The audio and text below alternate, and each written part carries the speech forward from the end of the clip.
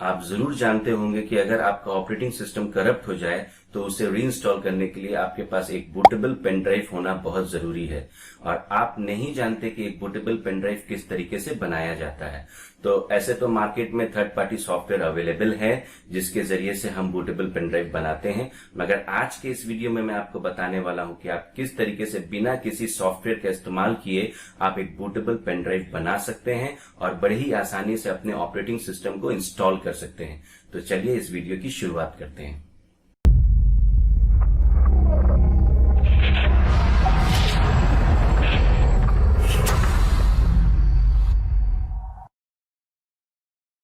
Hello friends, मैं हूं आपका दोस्त सरफराज और आप देख रहे हैं टेकी सरफू चैनल। इस चैनल में मैं आप लोगों के लिए बहुत सारे tech related tips and tricks के वीडियोस लेकर आता रहता हूं और साथ ही साथ एजुकेशनल वीडियोस भी लेकर आता रहता हूं।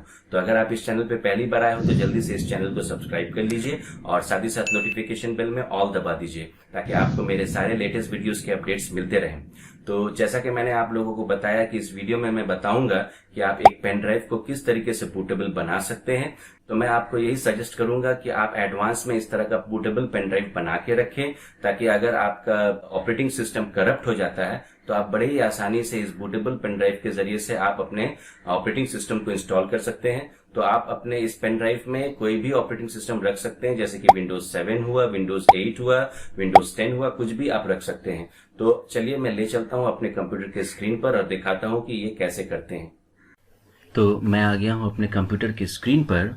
तो सबसे पहले आप अपने पेन ड्राइव को अपने यूएसबी ड्राइव में इंसर्ट कर लीजिए और इंसर्ट करने के बाद आप अपने दिस पीसी को क्लिक करके आप यहाँ पर आ जाइए और मैं आपको दिखाता हूँ कि ये मेरा पेन ड्राइव है जो कि यहाँ पे 14.4 GB दिखाई दे रहा है। तो ये अभी एम्प्टी है फिलहाल। तो आप देख सकते हैं कि यहाँ पर दिखा रहा है रिमूवेबल डिस्क ई है ये, ठीक है। तो सबसे पहले आपको क्या करना है, पेन ड्राइव इंसर्ट करने के बाद आपको कमांड प्रॉम्प्ट में जाना पड़ेगा। उसके लिए आपको विंडो आर करना पड़ेगा और यहाँ विंडो आर में आपको CMD लिखना पड़ेगा। जी हाँ, CMD लिखकर आप एंटर कर दीजिए। तो आप स्क्रीन में आ जाइएगा कमांड प्रॉम्प्ट के स्क्रीन पर। तो आप इसको बड़ा कर लीजिए, ठीक है। तो अभी आपको यहाँ पर क्या करना है कि सबसे पहले आपको यहाँ पे डिस्क पार्ट लिखना पड़ेगा। तो आप लिख लीजिए डिस्क पार्ट और आप एंटर कर दीजिए। तो आप डिस्क पार्ट में आ चुके हैं।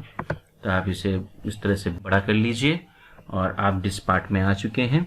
तो इसके बाद आपको लिस्ट डिस्क लिखना पड़ेगा, लिस्ट डिस्क, और आप एंटर कर लीजिए। तो आप जब एंटर करेंगे तो आप यहाँ पर देख पाइएगा कि आपका कौन सा ड्राइव है जो कि पेन ड्राइव है। तो यहाँ से आप आइडेंटिफाई कर सकते हैं मेरा 14 GB का पेन ड्राइव है तो वो डिस्क 1 है, ठीक है। तो मुझे यहाँ पर से डिस्क 1 जो है वो सेलेक्ट करना पड़ेगा। तो उसके लिए आपको यहाँ कमांड देना होगा सेलेक्ट डिस्क 1, ठीक है। तो आपने यहाँ पर सेलेक्ट डिस्क 1 लिख दिया है और आप इसे एंटर कर दीजिए। तो आप अभी disk 1 is now the selected disk. तो आप अभी डिस्क 1 पे हैं।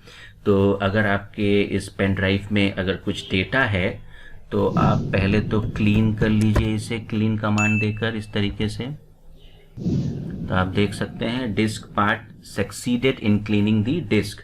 यहाँ पर बता रहा है कि डिस्क पार्ट ने आपके डिस्क को क्लीन कर दिया है, ठीक है।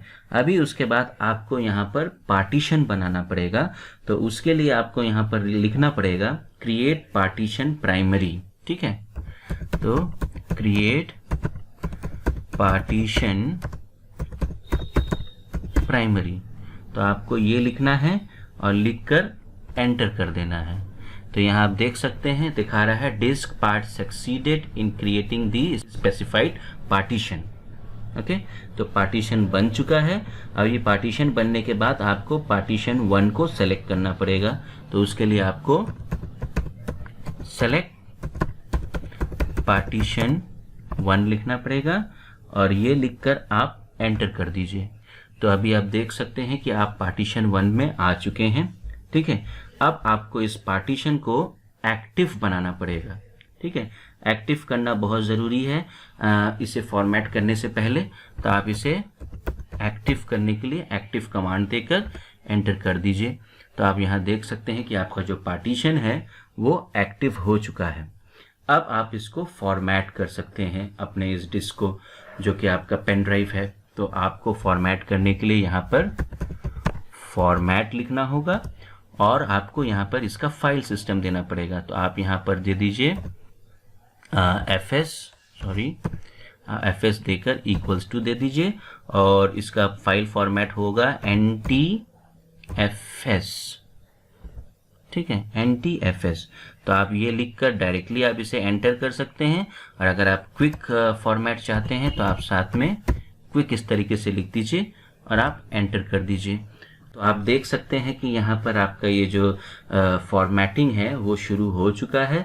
तो ये 0 से 100% जब हो जाएगा तो आपका ये पेन ड्राइव जो है वो फॉर्मेट हो जाएगा कम्प्लीटली।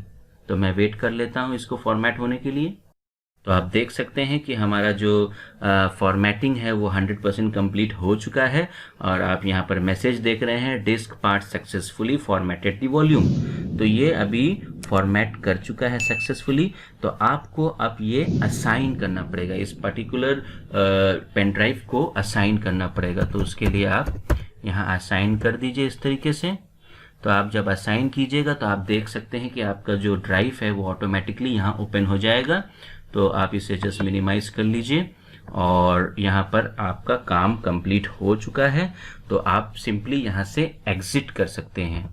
इस तरीके से आप एग्जिट कमांड देकर इसे एंटर कर दीजिए। आप वहाँ से एग्जिट हो चुके हैं। अब आप इसको बंद कर दीजिए।